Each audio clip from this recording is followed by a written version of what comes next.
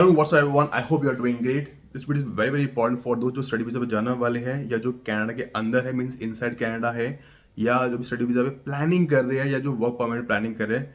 Listen very carefully. This video would be very helpful for you and you will get an idea कि मुझे seriously अपने आप के ऊपर इन्वेस्ट करना चाहिए नहीं करना चाहिए. दूसरी मोस्ट इंपॉर्टेंट चीज आपके माइंड में होगा कि मैं +2 के बाद आना चाहता हूँ कनाडा. क्या ये डिसीजन सही रहेगा या नहीं रहेगा? मेरे हिसाब से नहीं रहेगा अनटिल अनलेस अगर आप ग्रेजुएशन लेते हो तो. ग्रेजुएशन लेते हो तभी बेनिफिट है. आप सोचो डिप्लोमा सर्टिफिकेट 1+1 कोर्स कर लो, there would be no benefit. It's just a waste of time. मत करो. एटलीस्ट अपने होम कंट्री के अंदर ग्रेजुएशन करो, उसके बाद डिप्लोमा सर्टिफिकेट लो जो इन डिमांड के अंदर आता है. आपको वर्क परमिट भी मिलेगा, chance of getting the PR also it would be very high. कि स्कोर बहुत हाई जा रहा है. अगर आपका स्कोर 500 के करीब बन रहा है तभी पॉसिबिलिटी है, तभी आप डिप्लोमा सर्टिफिकेट लो, अदरवाइज मत लो.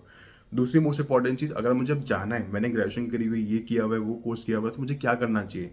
अगर आपने ग्रेजुएशन करी हुई है, आई वुड हाईली एडवाइस यू कि मास्टर्स में जाओ. कोई भी मास्टर्स हो, मास्टर अकाउंटिंग हो, एमबीए हो या एम कॉम हो या एम टेक हो, कुछ भी हो, लेकिन मास्टर्स में जाओ. अगर आप ओंटारियो ब्रिटिश कोलंबिया के अंदर जाते हो तो chance of getting into the PR pathway under the OINP under the BCPNP it's very high. Even if you have a zero experience, अगर आपने मास्टर्स करी हुई इन पर्टिकुलर यूनिवर्सिटी कॉलेजेस से, आपको सीधा डायरेक्ट पीआर के लिए भी लगा सकते हो. दूसरी मोस्ट इंपॉर्टेंट चीज, अगर आपके माइंड में ये होगा कि अब मुझे क्या करना चाहिए. अच्छा, बहुत बच्चे ना, बहुत स्टूडेंट्स कहते हैं कि मुझे ना ये कोर्स करना है लेकिन मुझे मिल नहीं रहा या मेरा अप्रूवल नहीं हुआ. देखो, ये मैं बात कर रहा हूँ ट्रेड से रिलेटेड, ट्रेड वाला कोर्स, हेल्थ केयर वाला, या आप मशीन ऑपरेटर के रिगार्डिंग हो. ये कोर्स में आप तब भी एडमिशन ले सकते हो अगर आपका पास में एक्सपीरियंस हो, पास में क्वालिफिकेशन हो, तभी आप एलिजिबल होते हो. एंड दूसरी मोस्ट इंपॉर्टेंट चीज, SDS category student direct stream और एनएससी कैटेगरी नाइजीरियन स्ट्रीम बंद हो चुकी है. दैट मीन्स अब सबके सब एक सिंगल पूल के अंदर आ गए हैं. अब आपका जो प्रोसेसिंग टाइम होगा स्टडी वीजा के रिगार्डिंग वो 2 से 4 महीने लगेगा. पहले होता था कि विद इन 4 वीक्स में आता था, एक हफ्ते में, 2 दिन के अंदर भी आता था, एंड दैट्स ट्रू, आराम से आता था. लेकिन अभी offer letter, attestation letter, visa approve होने में, पीपीआर मिलने में, पासपोर्ट सबमिट होने में, उस पर वीजा लगने में टाइम लगेगा. 2 से 4 महीने लगेंगे. So it's a time consuming process. SDS category क्या है, इसके रिगार्डिंग मैं फुल फ्लेज वीडियो बना चुका हूँ. I would highly recommend you कि watch my other video also. इसमें 14 कंट्रीज आती थी. इसमें आपको ज़्यादा प्रायोरिटी मिलती थी, आपको श्योरिटी होती थी, आपका वीज़ा आराम से आएगा एज कम्पेयर टू दो जो नॉन एसडीएस के अंदर आते हैं. इसमें 14 देश थे, पहले 11 थे, फिर 3 ऐड कर रहे हैं, 14 कंट्रीज हो गई. उसके रिगार्डिंग में वीडियो बना चुका हूँ. आई वुड रिकमेंड यू, अगर if you want to know about the SDS category, what is SDS category, watch my at the video. अब सिंपल लैंग्वेज में कैनेडा गवर्नमेंट का एक ही फोकस है कि हम उनको पीआर देंगे और उन्हीं के चांसेस हाई है जो इनसाइड कनाडा है, जिनके पास सी का एक्सपीरियंस है. और जितने भी ड्रॉ हो रहे हैं 2024 में और 25 में जो हो गए, वो सारे वही ड्रॉ हो गए जो जिनके पास सी का एक्सपीरियंस है या जो पीएनपी वाले हैं, प्रोविंशियल नॉमिनल प्रोग्राम, जो इनसाइड कनाडा, उनसी की ही पॉसिबिलिटी है. अगर आप सोचो कि मैं बाहर से फाइल लगा लूंगा एक्सप्रेस एंट्री के अंदर, पीएनपी के अंदर, it just a waste of money, it just a waste of time. कोई कंसल्टेंट, लॉयर कुछ भी बोले, एक नंबर के महा चूतिया है, आपसे पैसे लपेटेंगे, कुछ फायदा नहीं है, मत करो. कोई बेनिफिट नहीं है. मैं आपको श्योरिटी नहीं, गारंटी दे रहा हूं. Until and unless if you are in the health care industry, आपका स्कोर बहुत अच्छा बन रहा है, या आप फ्रेंकोफोन कैटेगरी के अंदर आते हो, मीन्स फ्रेंच बेस्ड रहो, तभी पॉसिबिलिटी है, अदरवाइज पॉसिबिलिटी नहीं है. अगर आपका स्कोर 520 525 ही बन रहा हो ना, आप इस कैटेगरी के अंदर नहीं आते हो, कोई फायदा नहीं है. सिर्फ इस आप पैसे वेस्ट कर रहे हो, आपको कुछ मिलने नहीं वाला. एंड ये बहुत सच्चाई है. आपको ये इमिग्रेशन कंसल्टेंट, लॉयर नहीं बताएगा क्योंकि उनकी दुकानें चल रही है, और अभी बहुतों की दुकानें बंद भी हो गई है क्योंकि इमिग्रेशन का बहुत स्ट्रिक्टनेस हो गई है by the Canadian government. That's why बहुत कंपनी तो बंद भी हो गई है, उन्होंने बहुत कंपनी की एम्प्लॉयज़ को भी निकाल दिया है. And that's the reality. सबसे मोस्ट इंपॉर्टेंट चीज, इस साल 2024 के अंदर अराउंड जो रिपोर्ट है 84,874 लोगों को आईटीए मिला है, मींस इनविटेशन टू अप्लाई या पीएनपी मिला है, both are the same thing, उन लोगों को मिला है. एंड एसडीएस कैटेगरी बंद हो गई है, ऐसा को मैंने पहले बोला. मैं आपको एक एससीआर स्कोर का रेंज दिखाना चाहता हूँ, इससे आपको आइडिया हो जाएगा कि कितने कितने लोग, कितने कितने जो पूल पे फाइल लगी हुई है, किंग किंग का कितना कितना स्कोर बन रहा है. तो सीआर स्कोर रेंज है एंड नंबर ऑफ कैंडिडेट्स है जो भी आपको स्क्रीन पे शो रहा है. 601 और 1200 के बीच में 810 नंबर ऑफ कैंडिडेट्स है. 501 600 के बीच में 16,245 कैंडिडेट्स है. 451 500 के बीच में 64,079 लोग कैंडिडेट्स है. It's not that easy for everyone to get into the PR pathway. Competition बहुत हाई है, स्ट्रिक्टनेस बहुत ज़्यादा है.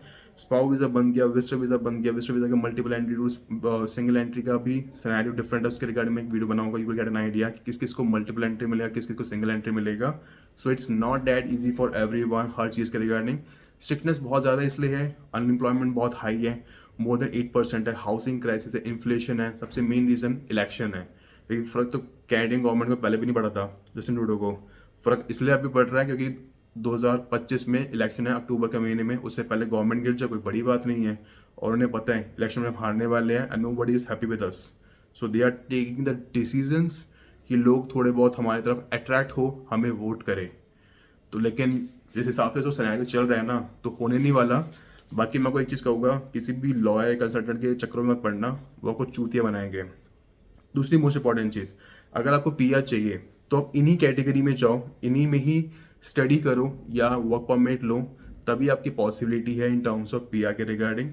चाहे वो फ्रैंकोफोन कैटेगरी हो, हेल्थ केयर हो, ट्रेड हो, या आपका कंस्ट्रक्शन इंडस्ट्री के अंदर हो, आप मशीन ऑपरेटर में आते हो जो स्किल बेस में आता है, या आप स्टेम के अंदर आते हो, या आप एग्रीकल्चर में हो, लेकिन फुल टाइम जॉब होनी चाहिए, full time 30 hours per week.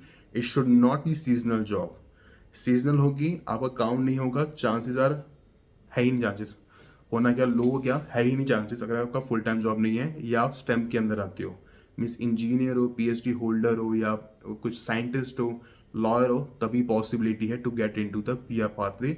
But remember one thing, आपका प्रोविंस, आपकी इंडस्ट्री, आपका एनओसी कोड, आपका पास्ट एक्सपीरियंस, आपकी क्वालिफिकेशन, आपकी एज, और जो एक्स्ट्रा पॉइंट्स आप गेन करते हो in terms of French language के लिए, एलएमआई के लिए, सब कुछ मैटर करता है। Everything matters. आपके भाई बहन हैं जो पीआर होल्डर सिटीजन हैं, आपको उसके 50 पॉइंट्स अलग से मिलते हैं। एंड आज के टाइम पे हर सेकंड कैनेडियन यही बोल रहा है कि because of immigrants this kind of issues are happening a lot. But actual में इमिग्रेंट्स तो एक तो रीज़न है, लेकिन जो उससे बड़ा रीज़न है वो कैनेडियन गवर्नमेंट है। Because of them this kind of things और this kind of conflict had happen a lot, and this kind of things are raised. इसके वजह से ही इतना सारा हाउसिंग क्राइसिस, अनएम्प्लॉयमेंट, क्राइम हो गया, होम इन्वेजन, थेफ्ट, रेप की रिगार्डिंग केसेस, और ड्रग्स रिलेटेड इशू जो बल्कि लीगलाइज्ड है, इट्स नॉट इलीगल, लीगलाइज्ड है। इसकी वजह से बहुत चीज़ें इंक्रीज हुई है, means in terms of crime के हिसाब से। That's why people are not happy, and this is the main reason they are blaming international students, they are blaming Indians. Means उनको लगता है कि हर ब्राउन पर्सन इंडियन ही है, and they will blame them just because of them they make, कि पूरे ने कनाडा में इंडिया बना दिया है, शहरी कर दिया है, हर जगह गार्बेज है, हर जगह क्राइम है, they are the looting over jobs, हमारे बच्चों को जॉब नहीं मिल रही बिकॉज ऑफ देम, भी इनका क्राइम चल रहा है, तो ऑटो थेफ्ट इतना इंक्रीज हो गया है, और इनको मैनर्स नहीं है, मतलब कोई भी एक्सप्रेस रीजन हो, दे will blame Indians. Doesn't matter वो बंदा कोई भी कंट्री से बिलोंग करता हो, if that guys brown person और कुछ भी इशू हुआ है, they will say one thing, deport them, smell, deodorant, this kind of comments you will see a lot। जब आप कहीं भी किसी भी सोशल मीडिया पे देखो, you will see this kind of comments, and it's a reality। ये हुआ क्यों है? Because of the government policies, and they are blaming Indians। So video को ये पेंट करता हूँ, what do you think about this kind of video, and what do you think about the current scenario of Canadian government or the immigration in Canada? Just let me know in the comment section। And आपके mind में कोई भी किसी भी चीज़ के regarding कोई भी question हो, आप मुझे हेल्प कर सकते हो, आप मुझे व्हाट्सएप पे डीएम कर सकते हो, जो भी आपको स्क्रीन पे शो हो रहा है, आप मुझे इंस्टाग्राम पे भी डीएम कर सकते हो। I will definitely help you out. But remember one thing, किसी के चक्करों में मत पड़ो, पहले अपना सीएस को चेक करो, अपनी प्रोफाइल को इम्प्रूव करो, उसके बाद जाना। मैं आपको एक चीज़ बता देता हूँ, कैनेडा को इमिग्रेंट्स की रिक्वायरमेंट पहले भी थी, अभी भी है, अभी थोड़ी कम इसलिए कर दी गई है बिकॉज ऑफ इलेक्शन, लेकिन बाद में भी होगी। लेकिन उन्हें वो लोग चाहिए जो स्किल बेस्ड है, जो मक्खन लोग हैं, जिनके पास स्किल्स है, चाहे वो ट्रेड हो, मशीन ऑपरेटर हो, carpentry, plumber, mechanic, machine operator, IT field से लॉयर, इंजीनियर, पीएचडी होल्डर्स, ये लोग चाहिए, या सीएनसी वाले लोग चाहिए, इनकी ही डिमांड है। आप उससे मैं सिंपल सा कोर्स कर लूँगा, इंटरनेशनल बिजनेस हो या कोई बिजनेस से रिलेटेड, मैनेजमेंट से related, supply chain, human resource की कोई वैल्यू नहीं है।